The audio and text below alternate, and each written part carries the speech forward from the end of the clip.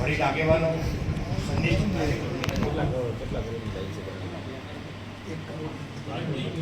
જિલ્લા પંચાયતમાં મને ટિકિટ મળે તમને મળે કોઈ તાલુકા પંચાયતની બધી સીટો એટલે કે 6 સીટ જીતાડવા માટે આપણે મજૂરી કરવાની છે. આ મારો ઉમેદવાર નથી. આપણા 60 મહિના મજૂરી એમની 1 મહિનો મજૂરી છતાંય જો જીતી જાય તો આપણામાં કેટલી કમજોરી છે ને એ સાબિત થઈ જાય.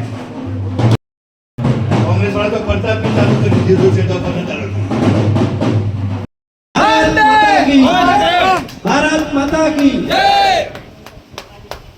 ધાનેરા તાલુકા ભાજપ વતી એમનું હૃદયથી સ્વાગત કરું છું. આપણે એક વખત જોરદાર તાળીઓથી સાહેબનું સ્વાગત કરીશું.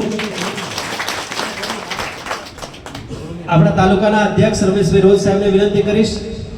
જિલ્લા પંચાયતમાં કાર્યકર્તા સંવાદ કાર્યક્રમમાં આપણા જિલ્લાના અધ્યક્ષ શ્રી કીર્તિસિંહ બાપુ, આપણા જિલ્લાના મહામંત્રી ધાનેરા શહેર પ્રમુખ હતા અને આ પાર્ટીએ અત્યારે એમને જિલ્લાના મહામંત્રી તરીકે નિમણૂક આપી એવા તરુણભાઈ મોદી સાહેબ, આપણા આગેવાન શ્રી ભગવાનભાઈ પટેલ સાહેબ, માર્કેટયાર્ડના ચેરમેન રીસાભાઈ, પૂર્વ પ્રમુખ પારસિંહ બાપુ અને બહોળી સંખ્યામાં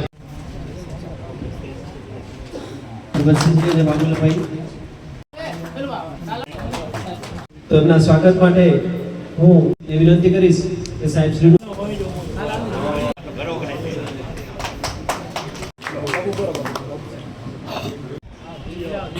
સાથે આપણા મહામંત્રી જિલ્લા મહામંત્રી તરુણભાઈ ચામુંડા માત કી જય.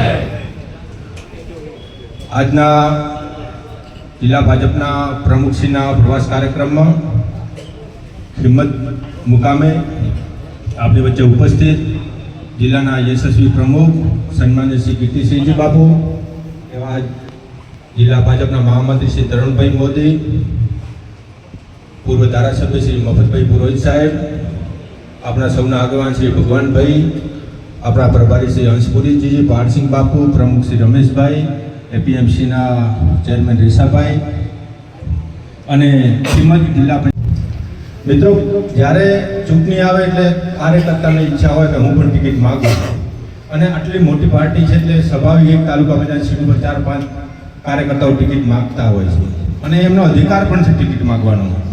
પણ જ્યારે પાર્ટીને નક્કી કરવાનું હોય છે કે કયા ઉમેદવારને ટિકિટ આપવી, ત્યારે પાર્ટીને બધી બાજુના સમીકરણ જોવું પડતું હોય છે.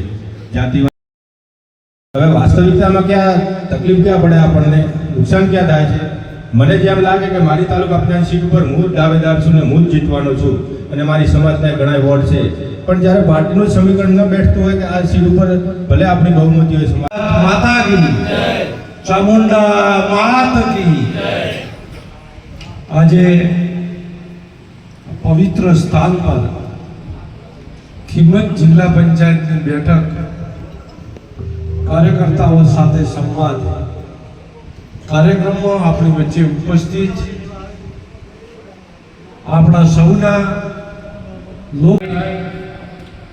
આપણા તાલુકાના મંડળના પ્રભારી અને જિલ્લા ભાજપના મંત્રી શ્રી હંસપુરીજી, પોથાવાડા માર્કેટના ચેરમેન, પણ પાછળથી જ્યારે આપણા આગેવાનો હોય, આપણા પાર્ટીના અધ્યક્ષ માનનીય બાપુશ્રીએ સરકારને કીધું કે જેવી રીતે થરાદ જિલ્લામાં દરેક ખેડૂતને ખાતામાં પૈસા નાખ્યા એવા ધાનેરા તાલુકામાં પણ દરેક ખેડૂતના ખાતામાં 44,000 રૂપિયા નાખ્યા. મળ્યા ભલે મગફળી ન વાવી હોય એટલે બાકી એમને કામગીરી બાકી છે. તમે ઓનલાઈન અરજી નહીં કરી હોય ભાઈઓ, તમારે શું તકલીફ હતી એ રજૂઆત કોઈ નહીં કરી હોય, તમે ખાલી નથી મળ્યા આજે જ વાત કરી છે, પણ આ વાત તમે જો અત્યાર સુધી પહોંચાડી હોય કે કયા કારણે નથી મળ્યા અને હજુ પણ કોઈ કારણ હોય તો અમને તમે જણાવજો, એના માટેનો અમે પ્રયત્ન કરશું. પણ હંમેશા જ્યારે ઓનલાઈન અરજી સરકાર જાહેરાત કરે ત્યારે આપણે અરજી કરવાની જરૂરિયાત આપણે પોતાને થાય છે, પણ આપણે ઘરે બેહીને કોઈ અરજી જ ન કરે, માગણી ન કરે, પછી ઘરે કોઈ ના આવે. એટલે થોડી ક્યાંક આપણી પણ ક્ષતિ રહી હોય તો ક્ષતિ સુધારજો અને કહેજો, તો આપણે પ્રયત્ન એના માટે કરશું. પણ આ સરકાર ખેડૂતોની આવક કઈ રીતે બમણી થાય તેના પ્રયત્નો હર હંમેશ કરી રહી છે. અને આપણા ગામડાનો વિકાસ, જ્યારે ગામડા સ્વભાવ, કોઈ આડંબર નહીં અને જીવનને વાસ્તવિક રીતે જીવવું એ એક મોટો સદગુણ હું માનું છું. બહુ મોટી મોટી કંપની પહેરવી નેતા છે. જિલ્લા પંચાયત સીટ ઉપસ્થિત જિલ્લા ભાજપના યુવાન ઉત્સાહી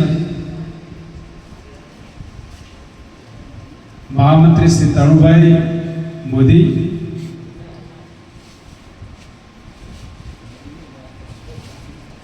ધાનેરા તાલુકા ભાજપના પ્રમુખ શ્રી રમેશભાઈ રોજ, જિલ્લા ભાજપના મંત્રી અને ધાનેરાના પ્રભારી શ્રી હંસપુરીજી ગૌસ્વામી,